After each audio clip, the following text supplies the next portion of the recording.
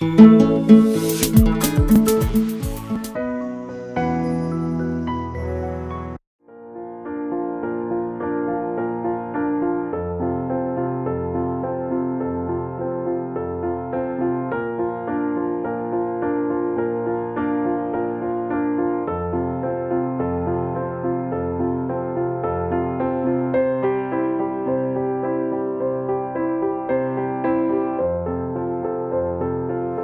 aí foi nesse sentido, contra o governo Temer, porque está tendo uma sucateação muito grande, tanto das universidades federais, as escolas estaduais, elas já são sucateadas assim, de cara, né? Quem conhece, a galera que está dentro das escolas estaduais sabe, eu estudei no Colégio Estadual do Espírito Santo, que foi uma das escolas ocupadas aqui no Espírito Santo, e aí o movimento começou contra esse governo golpista, mas também, como é que eu posso dizer? Com a própria politização dos estudantes, que é uma coisa que é muito difícil da gente encontrar hoje. E aí eu falo assim, uma escola de 1.500 alunos é muito difícil você conseguir isso, e a gente conseguiu de uma forma muito linda. E aí foram mais de 1.500 escolas ocupadas aqui no Brasil. Eu esqueci o mês, foi numa quinta-feira de novembro, Foi numa quinta-feira de novembro, a galera da Genohoris tentou ocupar a escola e não conseguiu, eu estava até lá no dia. Foi outubro, 20 de outubro. 20 de outubro. Isso, 20 de outubro. Os estudantes do Genohoris tentou ocupar lá, eu estava até com a galera, a gente não conseguiu, porque quando a gente chegou na escola, a polícia militar já estava lá dentro. E aí eu cheguei em casa e eu vi aquele monte de mensagem. Que aí foi quando a galera do Almirante veio falar comigo, por eu ser já do movimento estudantil secundarista organizado, uma galera já me conhecia e uma galera veio conversar comigo, foi a galera do Almirante. E aí eu estava em casa no dia 21 de outubro, e aí a Mamed me ligou, Virgínia, eu tô aqui, é uma amiga nossa, a Isabela Mamed, que estuda na UF, me ligou e falou, Virgínia, eu tô aqui no Almirante Barroso, a escola foi ocupada. E nisso eu tava saindo de casa pra ir pra Genohoris, que tava tentando ocupar. E aí eu peguei e fui pro Almirante. Quando eu cheguei lá, a gente entrou na escola e a escola foi ocupada. A galera acordou às 4 horas da manhã, se organizou às 5 horas da manhã numa pracinha perto da escola. Teve uma treta lá com a tia da limpeza, aí entrou dentro da escola e ocupou. E aí, ocupou o Almirante, ocupou a Genohoris à tarde, na segunda-feira ocupou o estadual.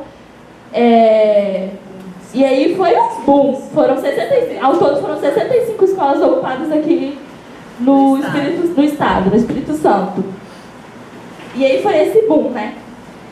E a gente ocupou escolas estaduais, institutos federais, vários prédios da UFS foram ocupados, daqui também do campus de Maruípe, teve o CCS ocupado pelos estudantes, e a gente aderiu ao movimento nacional também, que universidades foram quase 300 universidades federais ocupadas.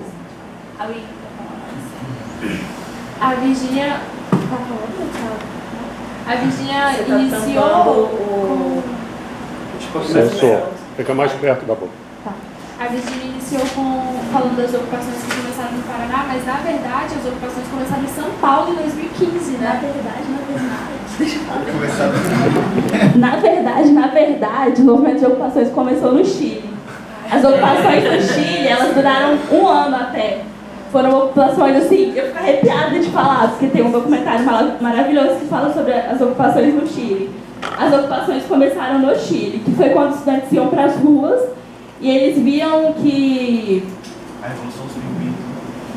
Não, eles foram para as ruas e eles foram muito reprimidos. E eles estavam assim, a gente precisa de mais alguma coisa do que ir para as ruas.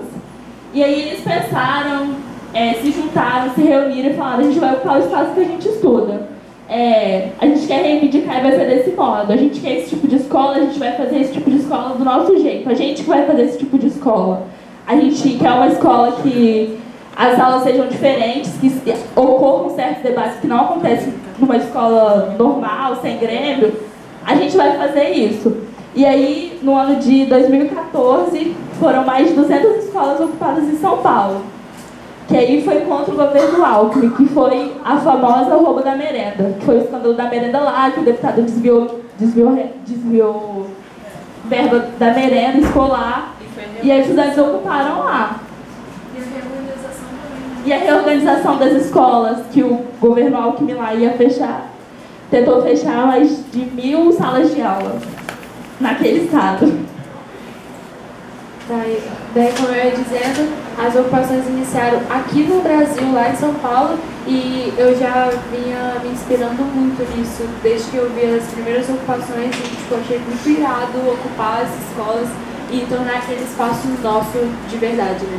E a gente ocupou a nossa escola, ele também era do Almirante quando estava ocupado, a gente ocupou a nossa escola, como foi a primeira escola a ser ocupada aqui no estado, a escola estadual, porque tinha 2 IFES ocupados, né, quando a gente ocupou, mas era IFES do interior, Cachoeira e São Mateus. E daí a gente ocupou a escola, mas nossa ideia principal nem era ocupar a escola, era ocupar sim a Secretaria de Educação. Só que a gente percebeu que se a gente ocupasse a Secretaria de Educação, a gente meio que ia desvincular do movimento nacional, e nosso objetivo também era se manter junto com a galera do movimento nacional de ocupações. E daí foi aí que a gente ocupou a nossa escola, e depois várias escolas foram sendo ocupadas. A nossa escola ficou 22 dias ocupados, mas tipo, foi Um mês e 18 dias de ocupação. com todas as ocupações da CEDU. E a gente teve muito sucesso assim na nossa ocupação devido ao apoio das pessoas, né? Que, caraca, todo mundo ficou muito de cara, assim, quando viram que tinha uma escola ocupada aqui pertinho, sabe? Porque a gente do Espírito Santo tá muito habituado em ver as coisas acontecerem só lá fora, porque isso aqui é um povo, né? Dificilmente as coisas acontecem, tipo, ainda mais envolvendo militância e tal. E daí a gente teve um apoio muito grande das pessoas, e acho que um dos principais motivos de a gente ter conseguido se manter ocupado por muito tempo foi isso. Infelizmente a gente não conseguiu alcançar nossas pautas, que era contra a reforma do ensino médio, contra a PEC 5.5, porque ambos foram aprovados no Senado, mas a gente conquistou a politização dos estudantes da escola e o nosso espaço, sabe? A gente conquistou, tipo, as pessoas olharem pra gente de forma diferente, olharem não só como números, mas como alunos que constroem algo, sabe? Boa tarde, eu sou o Luiz. E foi um momento que só de ouvir, né, a galera falar, assim, eles são Gene Brooke, assim, porque é uma coisa que foi muito importante na minha vida e na vida de todos que participaram. 2 semanas antes da ocupação, eu era do 4º ano, RH, né? Eu estava no meu último ano e nós fomos convidados aí a um projeto da CEDU que se chama Mosteiro Zen. E, tadinhos, eles são meio contraditórios. E lá no Mosteiro eles pediam pra gente colocar quais eram as necessidades que as escolas estaduais tinham e o que nós poderíamos fazer para mudar. E a situação da nossa escola em específico, que é o Almirante, ex-almirante, que se chama Fátima Soares, mas o sistema ainda não aprovou isso, né? O sistema não quer aceitar. E, por tudo isso, a gente via que na nossa escola tinha vários problemas. Primeiro que a gente tem um galinheiro atrás da escola, então não tem condições de você viver com uma escola quando chove, um galinheiro gigante atrás de você e você saber que ele tem galinhas mortas e um monte de bichos, né, pintinhos, e isso acontece. A galera tem vídeo assim na escola, de ter dia que a escola tem que mandar os alunos embora antes porque não tem estrutura para poder aguentar isso. E tipo assim, o proprietário não quer vender, mas existe uma grande luta para que isso aconteça, e é um absurdo, assim, a nossa escola tem esgoto a céu aberto, de uma certa maneira, que fede assim, o refeitório inteiro. As pessoas que foram na ocupação perceberam o mau cheiro. E lá no Mosteiro, assim, a gente conversou com alguns alunos, né, os rebeldes da escola, assim, se juntamos, conversamos, e lá a gente percebeu que a gente tinha que fazer alguma coisa. E lá a gente falou, vamos então fechar a rua da escola e vamos fazer um ato de manhã e vamos conversar sobre isso. E passando os dias, assim, querendo ou não, a gente vai recebendo informações, a gente vai vendo na internet, vai se inspirando, né? E a gente estava vendo que estava acontecendo as ocupações em outros estados, e foi daí que nasceu a ideia. Vamos ocupar a CEDU porque, querendo ou não, eu estava no meu último ano e eu sempre tentei militar muito dentro da escola, assim. A gente acaba ficando figurinha marcada, então, assim, não dá para você, Luiz, tentar ocupar a escola, porque não vai ter galera suficiente, e então é melhor a gente tentar fazer isso de uma forma estadual. E aí a sua ideia é de ocupar a CEDU. Porém, a galera da escola foi aderindo e a galera falou, não, nós queremos ocupar a nossa escola, que foi quando a Marcele falou, não, nós temos que ocupar a nossa escola. E outras pessoas também foram aderindo à mesma ideia. E, assim, foi uma semana de... Não foi um ato, como as pessoas acharam. Eles viram na televisão ou na internet e ocuparam. Não. A gente estudou, a gente olhou o espaço na segunda-feira e percebemos horário que tinha troca de vigilante, que era de 5h30 às 6h30, não tinha vigia na escola, porque ficava vazia e as tias da limpeza ali ficavam lavando a frente da escola pra gente chegar às 6h40, 6h45. Com o portão aberto. E foi assim. Com a chave em cima da mesa. E com a chave em cima da mesa. E foi assim que na terça-feira a gente fez esse estudo, na quarta-feira a gente foi para a UFES e pintamos alguns cartazes.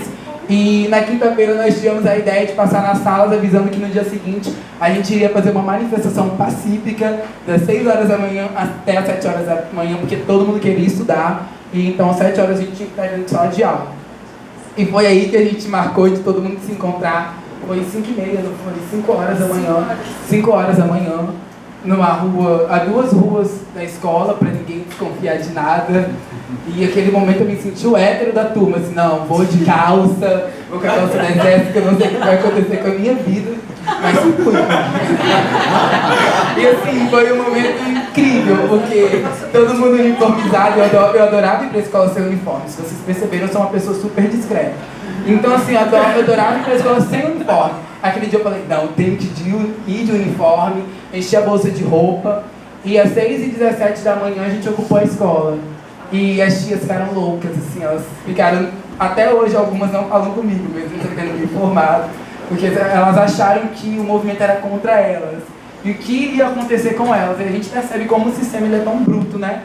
Que elas ficavam, mas a culpa é nossa, porque a gente estava com a chave, vocês entraram, e elas não perceberam que o nosso movimento não era contra elas. Até a gente explicar isso para elas, foi uma dificuldade. Aí depois a gente deu algumas coisinhas a elas, e elas foram ficando mais de boa, mas foram assim 22 dias que marcaram muito a nossa vida. E na sexta-feira, o que mais deu força a gente, eu acho que foi quando a diretora falou que iria nos vencer pelo cansaço com os policiais. E aí a gente mostrou pra ela o que é cansaço, né? 22 dias.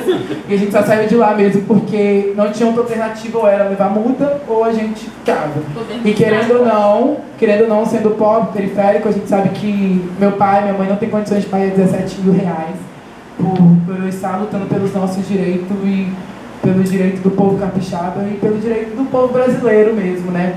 Então assim, foi um momento muito forte na nossa vida e é isso. Eu tenho uma pergunta. Fica à vontade. Vocês receberam apoio da família de vocês? Vocês tinham suporte em termos de alimentação? Como é que era feito isso? Então, a gente teve apoio por parte de alguns sindicatos, de algumas organizações, e eu tive um apoio parcial, assim, da minha família, mas a galera que estava lá em geral também tive um apoio parcial, ou do pai ou da mãe, assim, porque se não tivesse o apoio de ninguém, não tinha como estar lá. Porque assim, eu tinha o apoio da minha família até certo ponto. Quando estava dando 15 dias de ocupação, aí minha mãe falou, não, já chega, agora eu vou te buscar.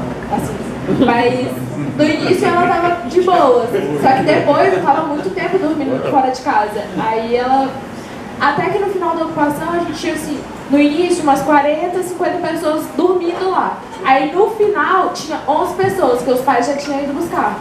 Até porque a mídia fez um trabalho muito forte em cima disso, né? Deixa eu falar. Porque assim, a gente, né, eu não sou estudante secundarista, já tem um tempinho. E a gente estava muito nessa retaguarda, né? Protagonistas aqui são eles, né? A gente estava numa retaguarda e por algumas vezes, né, alguns pais ligavam pra gente querendo entender um pouco mais. a gente deixava o telefone com os estudantes e aí eles passavam para os pais, né, assim.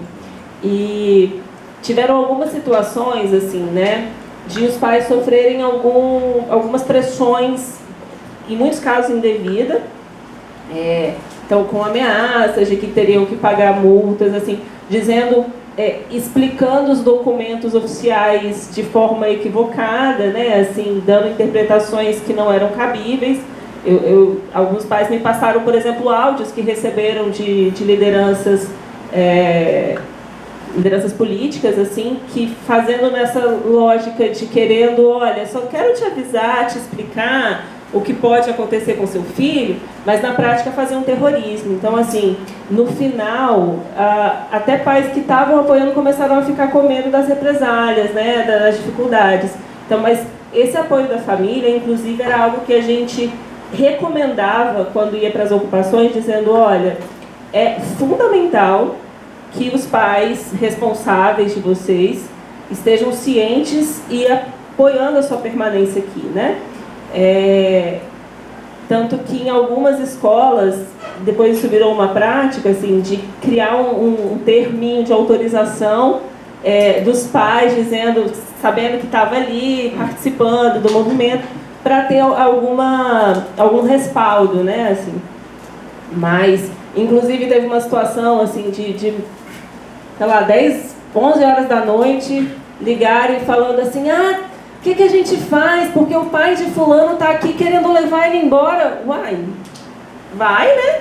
Não tem o que pensar, porque, assim, a relação aí dos pais também tem a coisa da responsabilidade legal, né? Então, sempre teve isso, mas em geral quem estava participando tinha um apoio. E também acontecia de muitas vezes o pai autorizar participar, mas não autorizar dormir.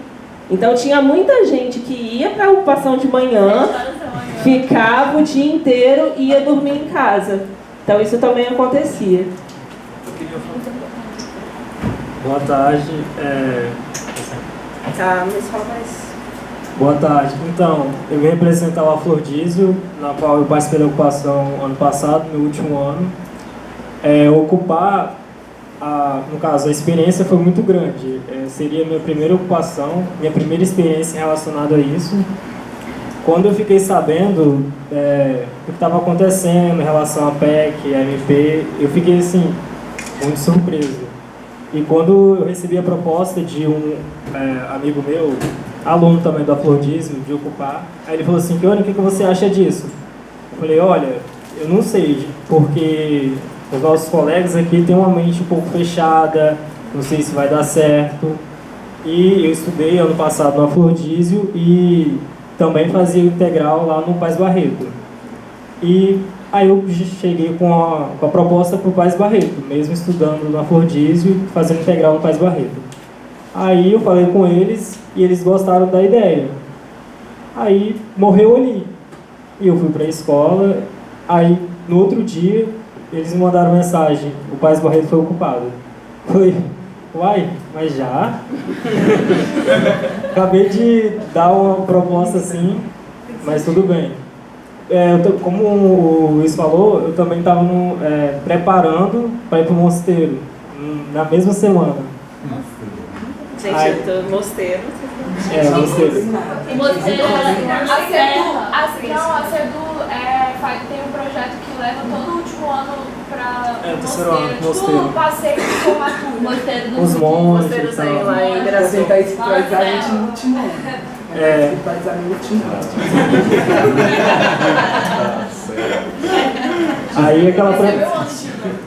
Aí aquela preparação toda, e todo aluno do terceiro ano quer ir para esse passeio. Aí eu falei assim, gente, eu vou ajudar vocês em tal parte. Quando eu decidi, assim, eu vou ocupar o Afrodísio também. Eu vou ajudar vocês, por exemplo, o dia era na quinta-feira, se eu não me engano. E na terça eu falei, gente, eu vou ajudar vocês até amanhã, vou pedir informações e eu vou. E aí a gente volta na sexta, eu voltaria na sexta, e na sexta a gente ocupava a tarde. Aí eu fui pro Paz Barreto e tava aquela alvoroço todo mundo tinha acabado de ocupar. E todo mundo pedindo informação, e era advogado, era gente do Ninjas. Aí eu falei assim, eu tenho que pedir informações para poder ocupar o Afrodísio. Eu comecei a pedir número de advogado, pedir número de representante, de tudo que eu podia para poder ajudar a ocupar lá. E eu fiquei a tarde toda pedindo informações e já tinha criado o grupo, mandando o pessoal no grupo, gente, é isso, eu tenho que encontrar com vocês. E no dia mesmo eu marquei um encontro com eles, né, na pracinha do Itararé mesmo, ali, para a gente poder organizar, conseguir o número de alguns representantes da UBS que nos ajudaram. E eu falei, não, um pouco antes, no Paz Barreto ainda pedi informações, falei, não vou mais pro mosteiro. Eu vou ajudar a ocupar, porque se eu for, eu não vou conseguir me concentrar lá. Não vai conseguir meditar? Não. Eu ia conseguir e desisti de ir. Aí a gente marcou um encontro com os dois representantes e explicamos, fizemos toda a rotina de como seria para a gente ocupar lá. Assim, no tal dia, no dia seguinte, na quinta-feira mesmo, no dia do mosteiro, que a gente, no caso eu iria, a gente ia decidir ocupar. A gente falou assim, cada um pega o cadeado e chave, que a gente vai cercar quem deu. Marcamos 6h40, se eu não me engano, no cantinho ali no bequinho ali da escola. Só que antes a gente tinha feito um bilhete, mandando só para os terceiros anos, que a gente ocuparia. Só que em determinado momento a gente falou, porque vai cair no ouvido da diretora, dito e certo. Quando a gente chegou, tava o ônibus do mosteiro e a escola fechada, os alunos tudo lá de fora. Já tinha caído no ouvido da diretora, porque um aluno puxa-saco da diretora falou para ela. E todo mundo lá de fora, a gente fazendo a sonsa, o que está acontecendo aqui, gente? Por que ninguém entra? Já tinha caído no ouvido da diretora. E o grupo que estava comigo e ia ocupar, já sabia de tudo. Aí nós aproximamos do portão. Quando vimos uma brecha em que o portão estava entreaberto, a gente partiu para dentro. Empurramos o portão, todo mundo... o Afrodis, como está inacabado, tem uma cerca assim. Aí a gente pulou a cerca e um monte de aluno a maioria não estava entendendo o que estava acontecendo. E a gente falou, pula, a gente invadiu, entre aspas, a escola, ocupamos a escola, a diretora já não ficou boa pela ideia e de uma certa forma ela aceitou na hora. Aí chamamos os representantes para irem lá fazer a palestra, dar palestra para a gente. Todos os alunos foram lá para dentro para poder saber o que estava acontecendo, qual era o objetivo. Nós falamos, e naquele dia mesmo a gente ocupou a escola. E uma das experiências era que as opressões que nós sofremos não foram mais em partes de autoridades, como de policiais, de outras organizações, mas sim dos próprios alunos da escola. Os não desocupam, porque de toda forma eles quiseram desocupar a escola, nos acusando de possivelmente eles perderem o ano letivo deles e dentre outros. E a gente está aqui para lutar por um direito tanto meu quanto seu, futuramente dos seus filhos. E eles criaram um grupinho, até mesmo os que estavam no mosteiro, criaram um grupo querendo desocupar a escola. E nós resistimos o máximo, e durante a ocupação mesmo, fomos apedrejados, tacaram pedra na escola, chamamos até os policiais, tacaram bomba, rojões, alguns alunos saíram machucados. E foram uma das maiores opressões, maiores dificuldades que nós tivemos lá. Fora isso, recebemos bastante apoio de questão de alimento, de organizações, de sindicatos, aulas extracurriculares, como daqui mesmo, da saúde, aulas de artes, português, aulões, como muitos pensavam que a gente não estava tendo nada, estávamos lá apenas curtindo de férias. Não, a gente estava lá tendo aula. Quem quisesse, como era a época de Enem, se preparar, tivemos aulas de redação, tivemos aulas de matemática em todas as áreas. E foi isso. E o que mais a gente ficou intrigado foi em relação aos próprios alunos estarem lá tentando nos tirar a força da escola, mas conseguimos o máximo. Mas quando chegou a parte, é claro, questão da multa, já não podemos mais fazer nada e nós tivemos que desocupar, mas foi experiência, principalmente para mim, que era a minha primeira experiência em relação a isso, muito grande. Eu gostei muito, faria de novo. E hoje faria se pudesse de novo. Então eu gostei muito. Foi essa. Uma pergunta. Teve yoga na sua ocupação? Oi? Teve yoga na sua ocupação? Teve. Então, precisa do bom. Teve um aluno lá que você sabia. Boa tarde a todos. Deu pra relaxar. Então, como a Morgana disse, o protagonismo foi deles. Mas no primeiro dia de ocupação do Almirante, meu telefone começou a tocar às 8 horas da manhã. Eu sou advogada ativista.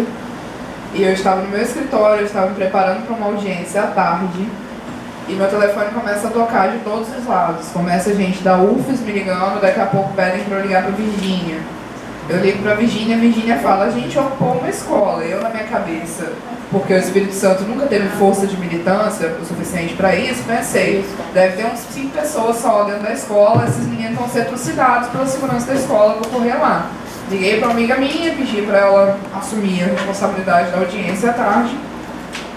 Fui eu chegando na Almirante, me deparo com uma escola com mais de 50 alunos dentro, ocupando a escola. E eu, como militante e advogada, falei, bem, agora a luta aqui vai ser um pouquinho mais delicada, porque o Estado vai vir com força para cima dos meninos. E como anarquista eu fiquei bem feliz, para falar a verdade, porque eu estava acompanhando a nível de São Paulo, por conta do grupo de anarquismo que nós temos a nível de Brasil, né, os grupos autônomos, que estavam acompanhando as de São Paulo, e eu ficava pensando, quando que isso vai acontecer aqui no Estado? Porque o Estado do Espírito Santo tem copiado, de certa forma, os modelos educacionais que São Paulo tentou implantar lá. A questão da reestruturação das escolas tem sido implantada com outro nome aqui, mas com o mesmo regime, né? Que é o Escola Viva, que é o tempo todo. O governo Collor Tung vem tentando cortar os gastos, fazer um ajuste fiscal, esse ajuste austero da justiça do plano fiscal Temer dentro do Estado, através de cortes de escolas, né? Tem escolas no campo que têm sido fechadas, o próprio movimento do campo tem reclamado isso. Ano passado, inclusive no 8 de março do ano passado, o motivo da ocupação do Palácio Anchieta foi exclusivamente isso, o fechamento das escolas do campo.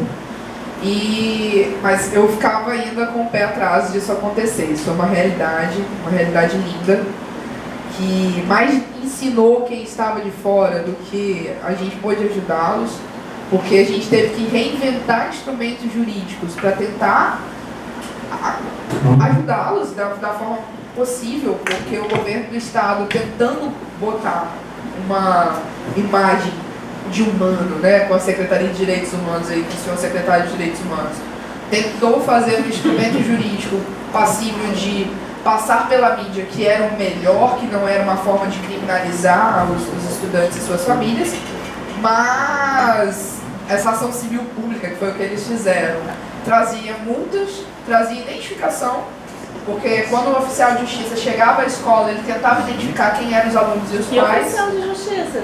Que é, calma que eu vou chegar a isso, oficiais de justiça, que eram, na verdade, os diretores, pela decisão, o que é, legalmente falando, é impossível, não existe isso, mas na ação civil pública, o juiz responsável determinou que a intimação, né, a citação dos indivíduos que estavam nas escolas ocupadas seria dada pelos próprios diretores, dando a eles papéis de oficial de justiça, sendo que eles eram partes interessadas, porque lá eles eram o Estado, mas eles utilizaram dessa ação civil pública para criminalizar civilmente, eu digo criminalizar não como ação penal, mas criminalizar para dar indenizações, multas para esses estudantes secundaristas, como também pegar o nome deles e ficharem para possíveis processos penais futuros. Foi uma loucura, foram 22 dias que eu não dormi, eu estava em vias de defesa da minha dissertação, eu adiei a minha dissertação, óbvio, porque o momento político pedia. Nós juntamos, eu fiquei na base, né, que eu falava, eu ficava na base, eu fiquei na Almirante 21 dias ocupada junto com eles, eu me mudei, larguei meu escritório, larguei minha dissertação, larguei minha família, inclusive briguei com a minha família, eu que não sou secundarista, não tive nem um pouco apoio com a minha família, porque, assim, apesar de eu ser maior de idade, a minha avó me criou e ela brigou comigo, e foi um caos danado, porque minha avó tem mais de 90 anos, mas foi um aprendizado sem tamanho. E foi um aprendizado que me fez refletir também qual a importância da nossa academia, da nossa ciência, do nosso ativismo científico, nosso ativismo acadêmico. Porque o que eu vi foram poucas pessoas que realmente estavam interessadas em fazer mudanças e não só escrever artigos. Foram poucas pessoas que eu vi realmente transformando a ciência como um instrumento para transformação social e não só como mera avaliação CAPES, mero artigo A1, A2 e por aí vai. E aí me fez repensar também muito a nossa posição enquanto pesquisadores. E eu acho importante a gente falar sobre isso aqui, já que a gente está numa aula inaugural de um programa de pós-graduação. Qual é a nossa importância a nível de mundo, a nível social, a nível político? A minha pesquisa não tinha nada a ver com as ocupações. A minha pesquisa era sobre prisão e tortura. Eu pesquisava pela biopolítica, a tortura biopolítica dentro dos presídios. E a partir dali eu falei, pronto, acabou, vou dar um pause na minha dissertação, vou defender depois, vou correr um risco. Eu bolsista ainda, tinha que cumprir o prazo, mas estendi, conversei com a FAPES, que foi extremamente compreensível com a situação, deixou eu estender um pouco o prazo, mas para mim ali foi aquele motivo de esses secundaristas, essas secundaristas estão me ensinando mais e precisam do meu auxílio. E aí eu comecei a perturbar todo mundo. Liguei para Morgana, liguei para Defensoria Pública, liguei para Vitor César, que é do Comissão de Justiça e Paz, e a gente foi criando um grupo jurídico para tentar burlar os instrumentos legais, já que o Estado já estava burlando os instrumentos legais, a gente também teria que burlar esses sistemas. E a gente começou a fazer acordos longe do Estado. Por exemplo, não sei se vocês se recordam, mas quando as ocupações aconteceram, também estavam acontecendo as eleições. Sim. E a grande preocupação era... A grande preocupação da Justiça Eleitoral era a maioria das escolas que estavam ocupadas também eram colégios eleitorais. E o Estado não queria fechar de maneira alguma o acordo com as escolas, porque ele queria o quê? Qual era o interesse? Desocupação. A gente correu na Justiça Eleitoral e, por sorte, o juiz eleitoral de Vitória era um ex-professor meu muito querido. Eu sentei, conversei com ele, Vivian conversou com ele, a reunião foi dentro da Almirante, a primeira reunião. Conversamos na presença dos secundaristas e aí ele levou para o TRE e o TRE acordou de fazer uma conciliação. Só que teria um porém. Naquele dia, na semana da eleição, a gente estava com 32 escolas ocupadas. 54 já. 54? Eu não consegui acompanhar de tudo, porque eu acabei indo em todas as escolas prestar auxílio jurídico. Mas eram cerca de 40, 50 escolas, só que não parava. À medida, por exemplo, saía museu e a NUNA, que é do Mídia Ninja Nacional, para fazer a ronda nas escolas que estavam sendo ocupadas naquele dia. Quando a gente retornava, a Almirante já tinha 5, 6 escolas ocupadas, novas ocupações. E um dos objetivos da Justiça Eleitoral era que não houvesse mais nenhuma ocupação, para que eles não entrassem com reintegração de posse. Sai eu ligando pra Virgínia, pelo amor de Deus, para de ocupar a escola, pelo amor de Deus, para vocês não terem reintegração e conseguirem continuar essas ocupações de forma legítima. Só que também eu não tinha braço. Você tinha como controlar. Mas aí a gente percebeu que não tinha braço, era aí que eu ia chegar na questão. Essas ocupações se deram de forma autônoma. Não eram ocupações como o Estado tentou dar esse enfoque de organizações, secundaristas, estruturadas. Ou de movimentos. Ou de movimentos políticos, outros. Foram situações que se deram. Por exemplo, na Almirante não teve organização estruturada. Não tinha ninguém de organização. Eles não têm nem grêmio estudantil, apesar da lei estadual obrigar a ter grêmios estudantis dentro das escolas. Chegou lá, a força política que a Almirante tinha era tão forte que inspirou as demais ocupações.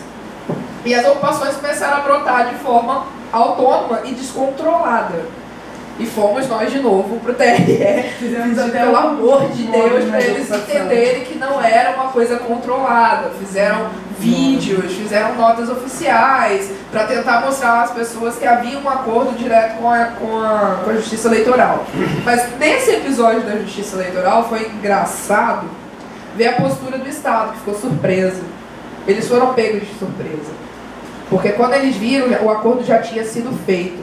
Porque até então, quem estava responsável pelo diálogo, e aí eu falo que é uma vergonha ele utilizar o título de secretário de Direitos Humanos, porque de Direitos Humanos ele não entende absolutamente nada. E eu digo isso na cara dele, eu digo isso em vídeo da Mídia Ninja, eu digo isso, não tem injustiça se ele me processar. Ele é uma vergonha no cargo que ele ocupa. Mas ele ficava falando que o Estado estava tentando negociar com a Justiça Eleitoral. Quando a Justiça Eleitoral chega no Almirante e nos fala que o Estado não estava tentando nenhum acordo com eles, o Estado estava forçando a Justiça Eleitoral a entrar com a reintegração de posse sem nenhuma tentativa de conciliação. E não era a intenção da Justiça Eleitoral, porque a Justiça Eleitoral falou a nós, por mais que a gente esteja muito feliz com essa politização, eu ouvi isso da Justiça Eleitoral, a gente não tem nada a ver com isso. A gente tem que garantir as eleições. Não é nosso objetivo. E o Estado foi se mostrando. O problema é que nós temos hoje uma mídia aqui no Estado que é vendida para o governador do Estado. A gente tem que colocar os pingos nos is, né? Gazeta, Tribuna, a Record agora, a Rede Record, a Rede Vitória está tentando aí sair desse coronelismo aí, mas está complicado até. Eles conseguiram sair agora na greve dos PMs, que foi quando eles começaram a bater no Estado, de fato. Mas na época das ocupações, a Rede Vitória era a que mais batia nos alunos. Porque eles chegavam, além de serem menores de idade, eles chegavam com a câmera e filmavam eles em primeiro plano, que não pode, direito à imagem, não pode em hipótese alguma. E pasmem, o direito à imagem dos secundaristas foi tão violado que o próprio governo do Estado fez uma propaganda para falar da ação civil pública, utilizando filmagens não autorizadas dentro das escolas secundaristas. Quando os secretários entravam, tanto o secretário de Direitos Humanos como o subsecretário, eles filmavam, eles tinham uma equipe de filmagem. Só que eles não pediam autorização, e os meninos falavam, a gente não quer ser filmado. Quando a gente se surpreende, eu não estava com acesso à televisão, porque eu estava nas ocupações, mas meus amigos me ligam e falam, saiu uma propaganda oficial do governo do Estado, com imagens secundaristas. Eu falei, calma, me mostrem essa imagem. Mandaram um vídeo, eu fui ver, eram escolas que tinham dito que não queriam a filmagem. Então, a minha fala aqui não é do protagonismo deles, não é nisso, mas é a questão legal mesmo da segurança pública e de direitos humanos, que é a minha área, onde eu estou, onde eu fico. O governo do Estado do Espírito Santo tem uma trajetória de violações. A gente veio aí com a questão da crise de segurança pública, foi muito falado sobre isso, sobre a questão das políticas austeras de ajuste fiscal, que isso não é uma novidade para ninguém. As ocupações do secundaristas, foram também uma forma aí deles se aprimorarem nos seus instrumentos de violações, a meu ver, porque essa ação civil pública surgiu justamente por conta dos secundaristas, e eles utilizaram dessa ação civil pública atualmente com os PMs para tentar criminalizar civil e penalmente as pessoas que estavam fazendo o movimento grevista. Mas nós temos aí 16 anos ininterruptos de políticas de austeridade, de políticas neoliberais de implantação desse ajuste fiscal. O governo Paulo Acrili tem uma trajetória de violações de direitos humanos. Não sei se vocês todos se lembram das masmorras de Artung, que eram o sistema carcerário de Artung, onde havia esquartejamentos. Pedrinhas, Manaus, não se compararam, que foi aqui a Cascuve.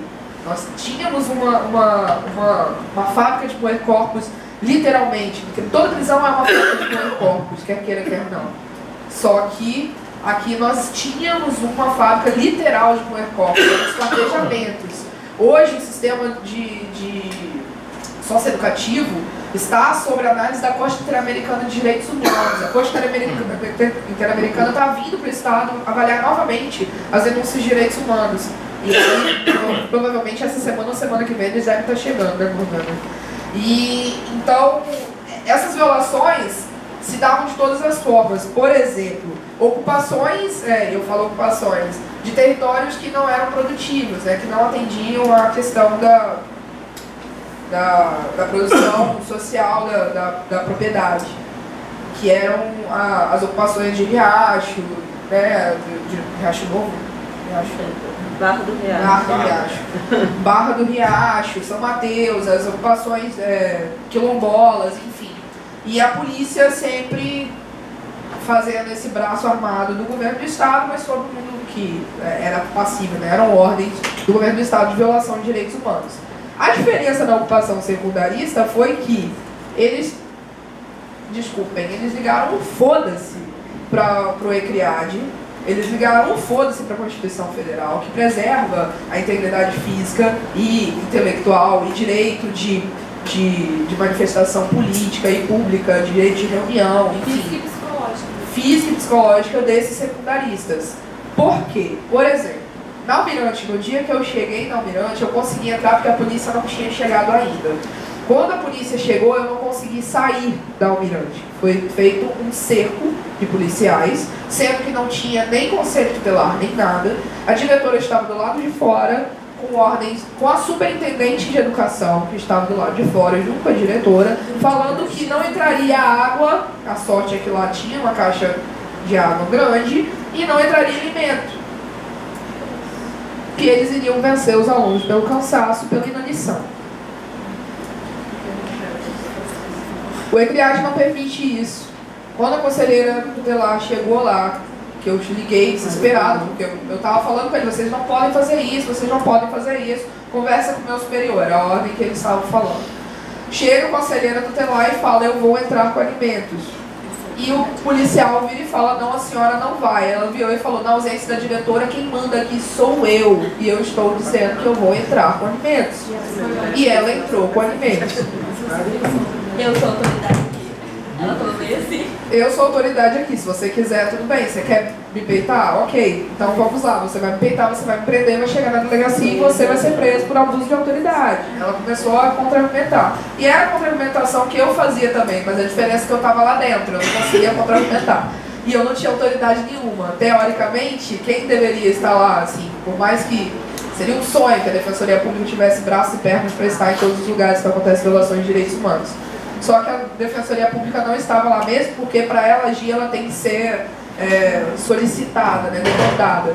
E eu estava lá apenas como ativista de direitos humanos, que por sorte tinha uma carteira da OAB, só isso. Porque a minha função lá era só orientação, eu não tinha autoridade nenhuma ali, mesmo porque atualmente, desde a época do impeachment, eu rompi com a OAB, eu não fazia mais parte do Conselho de Direitos Humanos, da Comissão de Direitos Humanos da OAB, então eu não tinha mais essa prerrogativa. Enfim, eu quis listar essas violações, porque parece que a mídia passava que não havia violação do Estado. E muito pelo contrário, havia violações de todos os tipos. Na CEDU, na ocupação da CEDU especificamente, houve violações que beiraram a tortura, porque no mínimo eram considerados. No mínimo era considerado considerados. Os meninos foram deixados na chuva, era um dia de temporal. O BM entrou para ficar fazendo ameaças e tortura psicológica. Tiraram eles à força. No dia seguinte, o comandante do batalhão, porque os meninos foram espertos e passaram corrente cadeado em todos os portões da CEDU, o comandante da operação sacou uma arma de fogo, que é proibido, isso é proibido, não pode sacar arma de fogo, senão em ação, em defesa ou em ação de repressão. Ele sacou sem mais nem menos a arma de fogo, não era nem arma de... Eu não digo que o pessoal fala que é arma não letal. Não, ela é letal sim, ela só é menos lesiva. Mas ele puxou a arma de fogo, ele puxou a pistola automática dele, apontando pro cadeado, correndo o risco e falando que ia tirar. Tem gravado isso. A gente... Não, pode falar. Quer que eu fale sobre a ocupação? Sobre a ocupação da CEDU, a gente ficou mais ou menos uma semana. Uma semana e um dia. Não, de ocupação? Sim. Não, a gente ficou mais ou menos de 3 a 4 dias sem ter acesso ao banheiro e à água. Não, foi mais. Não, mas Não, ocupação consular. Não. Assim, A gente teve acesso, a gente ficou um tempo sem ter acesso à água e a banheiro. A gente estava dentro de um espaço que a gente tinha que entrar Vocês estavam no corredor, estacionamento, né? A gente estava no estacionamento da No prédio. CEDU. Gramado. Teve um dia que choveu, que ventou. Eu não gosto de falar no microfone. Teve um dia que choveu e que ventou tanto que a gente tinha feito. Espaço pra gente poder ficar, porque a gente sabia que ia chover, então a gente tinha barracas e o vento levou as nossas barracas. E lona. O vento amassou ferro. Tão difícil que estava aquele dia. e aí ventou e choveu? Foi esse Tinha dia. vento de 60 km por hora. Eu lembro que eu tinha saído da ocupação pra tomar banho na casa de uma amiga e na hora que a gente conseguiu ter acesso à internet na casa dela, aí tava um monte de gente mandando mensagem pra mim: Marcelo, você precisa sair daí, hoje vai chover muito, vai ter vento de 60 km por hora e tal. E minha mãe ligando pra caramba pra mim. E daí quando a gente voltou pra ocupação, tipo, a gente tinha saído de lá umas 5 horas pra tomar banho. Aí quando a gente, porque não tinha banheiro, não tinha nada, né? Aí quando a gente voltou para a ocupação, era umas 7 horas, todas as lonas estavam quebradas e tinham voado. Tipo assim, as barracas que estavam presas ao chão tinham voado, então tava muito sinistro. E aí a gente entrou dentro do prédio da CEDU, né? A gente começou a regra dos direitos humanos e a gente não queria entrar dentro da CEDU do modo que a gente entrou. Porque a gente entrou no a gente tava no espaço e a gente vai entrar no prédio, não tem como a gente dormir na chuva e tal. Deu 20 minutos que a gente estava dentro do prédio, a BME chegou com umas árvores desse tamanho, Com 7 carros. com 7 carros, e falando que se a gente não saísse de lá, a gente ia ser conduzido para a delegacia. E aí os maiores de idade foram saindo. E aí eu sou maior de idade, já estava lá dentro e no final ficou 4 pessoas lá dentro e a gente saiu, não sai, a gente saiu, não sai, a gente não vai sair, a gente vai ficar e todo mundo chorando. E a BME falando: vocês vão ser levar para a delegacia, a gente dá 2 minutos para vocês saírem daí e a gente entrar. Se vocês tiverem aí dentro, a gente vai levar vocês para a delegacia. Assim, sem mais nem menos, sabe? Tratam a gente como terroristas, praticamente, pelo Não, jeito tipo que eles assim, chegaram lá. Nesse Teve momento, gente que teve hipotermia. Não, teve vários alunos. nesse momento, 5 pessoas passaram mal, foram né? conduzidas para o hospital, porque saiu de dentro do espaço que estava quente e foi para um lugar que estava extremamente chovendo, frio, ventando, e entraram em colapso. Tipo, e o mais bizarro de tudo não foi só as pessoas estarem passando mal, foram as pessoas estarem passando mal na frente do comandante do BNE. Eles continuaram de braços cruzados e a eles não gente. abriram um portão pra gente. E tipo assim, A gente fica desmaiada no polo, eles não abriram um portão pra gente. Tiveram que passar as pessoas desmaiadas por cima da grade. A gente ficou andando com a pessoa desmaiada na rua até conseguir um carro pra levar pro hospital, sabe? Foi tipo assim, o ápice da violação de direitos humanos, entende? Mas a violação dos nossos direitos começou assim que a gente ocupou a CEDU, porque a gente não tinha acesso à água, a gente não tinha acesso à banheira e a gente não tinha um espaço, tipo assim, com... físico, a gente não tinha meio metro de espaço tampado, assim, vento, chuva. Eu lembro que no primeiro dia eu dormi literalmente no gramado, assim, todo mundo dormiu no gramado. A gente não tinha nada. E daí nos próximos dias que foram chegando as coisas, barracas e tal, e o que mais, assim, me deixou assustada foi a desocupação, que geralmente, tipo, a gente já tinha conversado com a Romênia e poderia chegar uma reintegração de posse a qualquer momento. Só que chegou uma reintegração de posse imediata. E a gente tinha uma casa lá, né? Então pensa, chegou uma reintegração de posse pra você sair da sua casa. A gente tinha que desmontar barracas, tinha que desmontar nossas cozinhas, pegar nossas coisas e tal. E daí não teve tempo pra fazer isso. Chegou a reintegração de posse falando que a gente precisava sair, senão as pessoas seriam presas. E tipo assim, o oficial de justiça já chegou lá pegando o nome das pessoas que estavam, dos maiores de idade, pra causar um pressionamento já pra gente sair. E a gente queria decidir se a gente ia sair imediato ou se a gente ia ficar resistindo lá até o BME chegar, né? Porque a gente queria fazer, tipo assim, uma média. Só que não deu, porque começou todo mundo a ficar desesperado com aquele oficial de justiça lá falando que a gente ia ser Isso, eu estava em São Mateus, né? E em São Paulo, eu estava em São Mateus dando palestra no E a gente não tinha ninguém, porque a Romênia não estava aqui, não chegava ninguém dos direitos humanos, e o secretário de direitos humanos tinha ido lá no dia de manhã e feito um acordo com a gente. O Júlio Pompeu tinha feito um acordo com a gente de manhã. Só que... Não, naquele dia a gente teve, no mesmo dia a gente teve uma reunião com a CEDU, à tarde, lembra que essa reunião? E aí, à tarde chegou a reintegração de posse imediata. E aí, por exemplo, eu, Virgínia, eu não dei meu nome para oficial de justiça, foi um PM que deu meu nome para oficial de justiça. Ele já tinha, eu fiquei assim, sobre a gente. Deixa eu falar, a Morgana pediu a palavra e eu vou fazer uma pergunta para vocês. Tá. Vocês são bons escutar ele. Trazer a memória, né, desse dia e na verdade da ocupação da CEDU, eu acho que também traz muito outros elementos também para a conversa, né? Essa noite, que foi a segunda noite que eles passaram na ocupação, que foi, creio que um dos momentos mais críticos de todo o processo da ocupação, né? Eu lembro de estar em casa de madrugada, acompanhando, eu não conseguia dormir porque eu estava acompanhando o que estava acontecendo. E aí eu lembro de ter visto um vídeo, uma live, né, no Facebook da Virgínia. Galera, boa noite. Aqui é a Virgínia, né, tá no meu Face, nem sei porque eu ia me apresentar. Mas deixa eu falar com vocês. A situação está extremamente séria aqui na ocupação da Secretaria de Educação do Estado do Espírito Santo. A gente ocupou ontem à noite, hoje a gente teve extrema dificuldade de dialogar. O secretário de Educação do Espírito Santo só disse que vai dialogar, que vai conversar com os estudantes desocuparem. E a nossa decisão foi de que os estudantes vão continuar ocupando e resistindo. Aqui em Vitória está chovendo muito. A gente montou 2 tendas no período da tarde pra gente poder se abrigar e as barracas. Começou uma chuva de vento muito forte, várias barracas desmontaram, a tenda quebrou todinha. A gente está precisando muito de barracas aqui na ocupação. A gente está extremamente necessitado aqui de cobertores para a galera que está ocupando a Secretaria de Educação.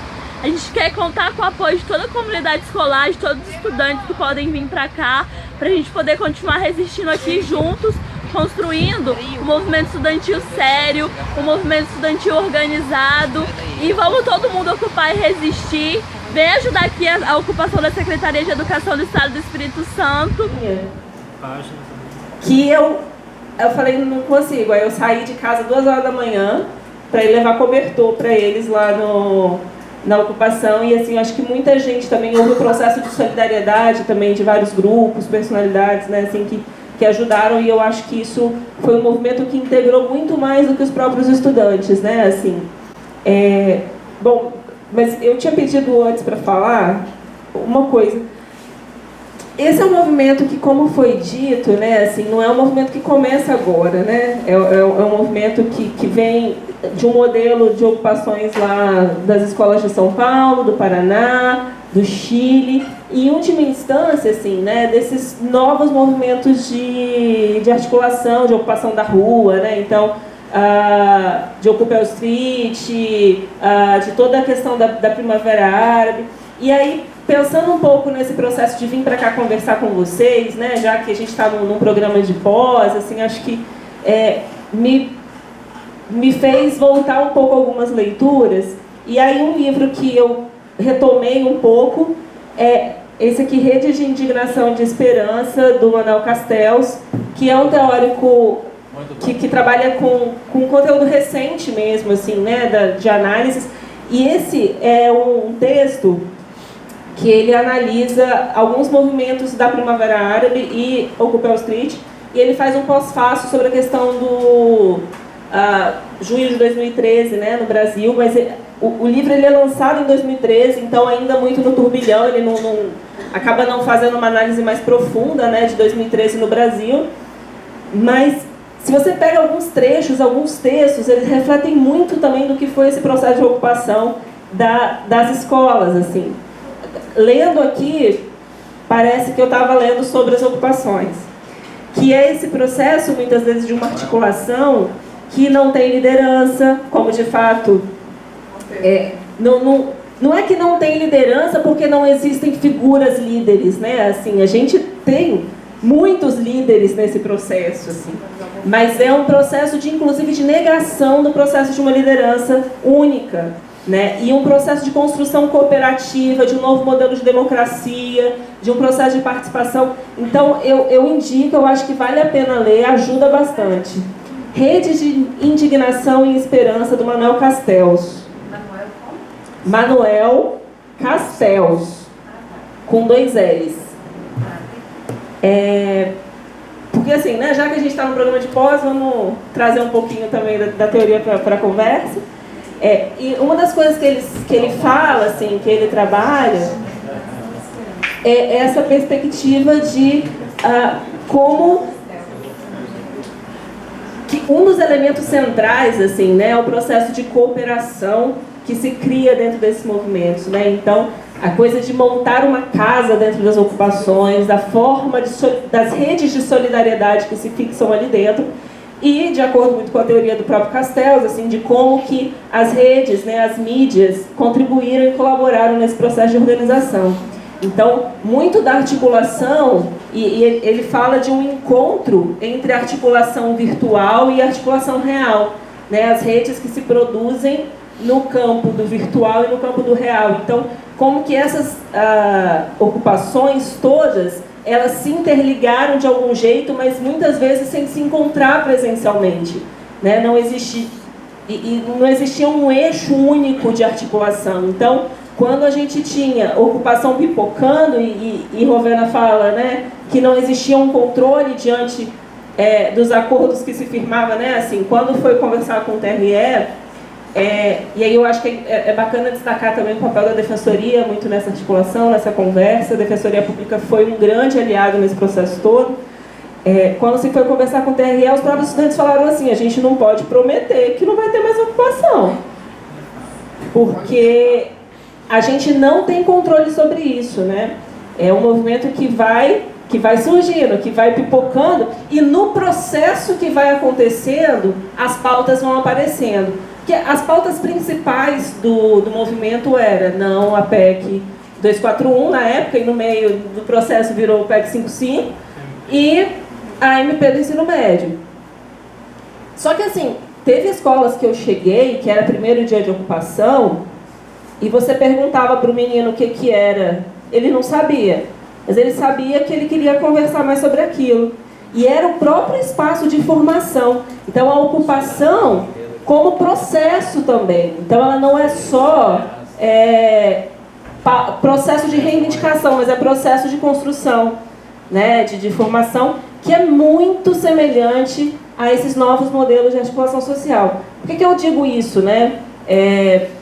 Porque eu acho que a gente precisa ficar atento, que me parece que esse é um novo jeito da sociedade dialogar e conversar, né? E a gente como profissionais, como atores, como militantes, seja lá o espaço que a gente tiver, esse é uma nova ferramenta, uma nova forma. E aí eu não sei se vai ter uma pergunta sobre isso, eu vou falar logo.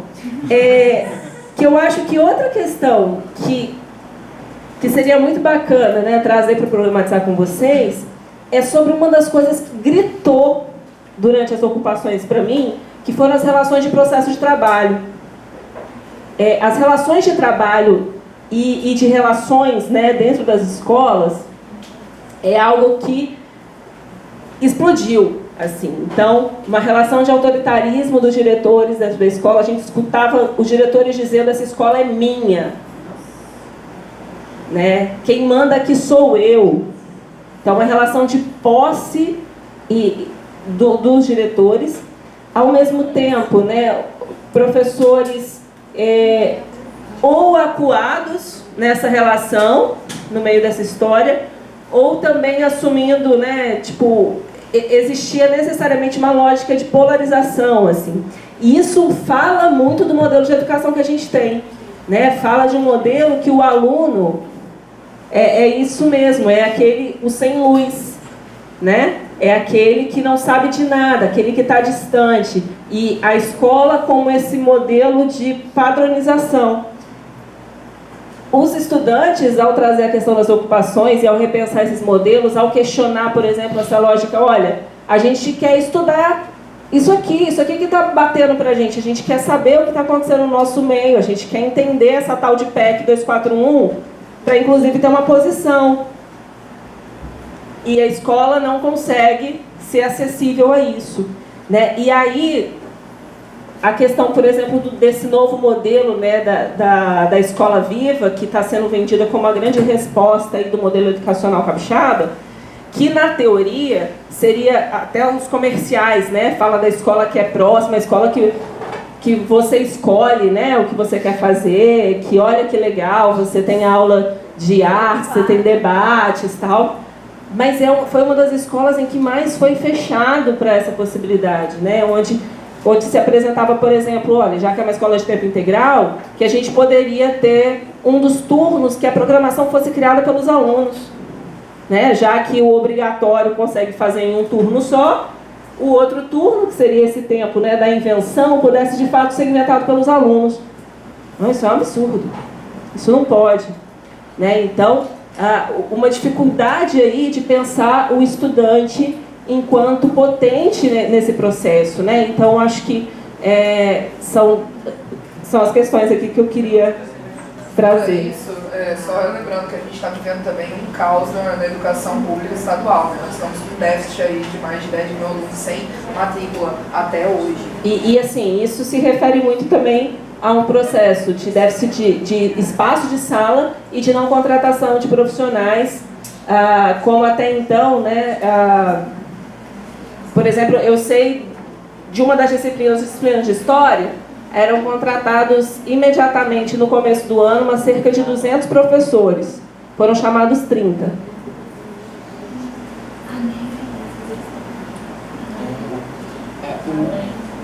A gente pode só fazer uma fala. Tem duas perguntas. Eu estou anotando aqui, tem 3 pessoas já na sua professora, a Dalto, a Carla, a Ana, mais E o Kias. Como? E o Kias. E o Kias, certo.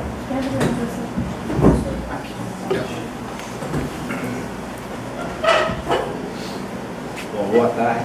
Eu sou o coordenador em exercício desse programa Saúde Coletiva e fiquei muito emocionado com a fala de vocês. Vou ficar por aqui. No sentido do desafio, né, que vocês enfrentaram e essa emoção, ela se reveste de um sentimento de que hoje cedo eu falei, eu participei de uma geração dos anos 70, que também teve uma militância. Eu fui presidente em 77 do diretório acadêmico aqui, de ciência biomédica, fui preso 2 vezes e acho que é uma experiência muito marcante isso para vocês. A gente tem uma sociedade que tem a liberdade, aliás, a liberdade ela é um dos elementos do iluminismo no século XVIII, XIX, como a fraternidade e a igualdade, e que isso de fato ainda não aconteceu. É um direito não efetivamente conquistado na sociedade. Acho que o caminho é esse, é uma luta. A mídia, eu vi algumas matérias no jornal, eu acho que 2 questões que eu vi. Uma foi uma jornalista ficar meio que fazendo uma inquisição com um militante, não sei se você viu, o que era a PEC 55, por que você está lutando por essa, você lembra? Você viu essa matéria? Principalmente eles faziam isso, desculpa interromper, só para tentar deslegitimar, como se o Sim, eu aluno entendi. tivesse indicando Eu entendi, porque... de saber o que era PEC. Com certeza, eu era um estudante universitário, entendeu, Túlio? Mas vocês estão ainda no secundário, né? Hein? Ensino médio. Então é uma outra dimensão na formação. Como é que eu vou querer que vocês já tenham... Isso é um aprendizado político importante. A outra coisa que eu vi foi numa coluna aqui no jornal, eu queria que vocês me falassem a respeito, de que a coluna para a saúde saiu uma matéria que vocês estavam levando lá pessoas para fazerem palestras para luta armada. Vocês viram essa matéria? Vocês viram isso? É sobre guerrilha. Chegou a ver? Aí então, como que eles manipulam isso no imaginário da sociedade? Esses estudantes estão treslocados, entendeu? Estão pensando... Mas, enfim. A outra coisa que eu queria... eu achei importante você trazer essa colocação do Castells, mas não lembrei o nome de todos aí. Não guardei, melhor dizendo. Mas eu achei importante porque Eu, por exemplo, defendo na política a candidatura avulsa, entendeu? Eu acho que os partidos políticos, eles estão nessa decadência atual, que já vem de algum tempo, como os próprios sindicatos também, que eu acho que os sindicatos foram muito, de alguma forma, perderam muito a sua identidade, a sua espírito libertário, né? Está fazendo 100 anos da Revolução Russa, agora, de 1917, que foi em outubro, mas teve um evento em fevereiro importante, que as mulheres tiveram participação importantíssima na Revolução Russa. E nós estamos aí na comemoração do dia, né, da mulher, essa história toda, então eu acho que é importante lembrar. Finalizaria com o seguinte, é que os estudantes aqui do programa, no ano passado, Joel deve se lembrar, é só para resgatar isso, a gente pensou até em fazer palestras, não sei se chegaram aí, Joel, sobre saúde coletiva, porque aqui nós discutimos a saúde num conceito ampliado, que saúde está relacionada a condições de vida, está relacionado a emprego, salário, a felicidade, o acesso à cultura. Não é uma saúde voltada para essa visão chamada de hospitalar, né? Não, minha cidade tem um hospital. Aliás, cada governador na eleição, ele quer fazer um hospital para chamar de seu, né? Parece, né? Quer fazer, hein? Foi a placa com o nome dele. É o nome dele. Então é um em Cariacica, um em Vila Velha, um em Vitória, um na Serra e vai por aí. Então, na verdade, a gente tem uma outra visão. Então eu queria também dizer isso, que as portas estão abertas aqui para vocês. Eu acho que é importante para nós fazer essa integração com a sociedade, com essa interação, se relacionar com os problemas que estão acontecendo.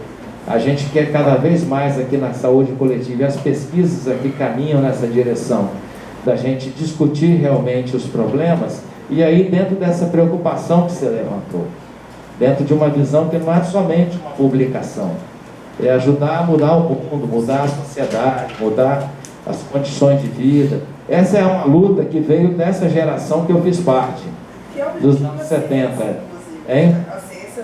Que é para isso, Então finalizaria de fato. Li um texto recente do Mia Couto, não sei quem conhece, ele é moçambicano, então ele falou uma coisa, que a ciência, o conhecimento não tem fronteiras. As fronteiras que existirem, nós temos que derrubar. Ciência sem fronteiras.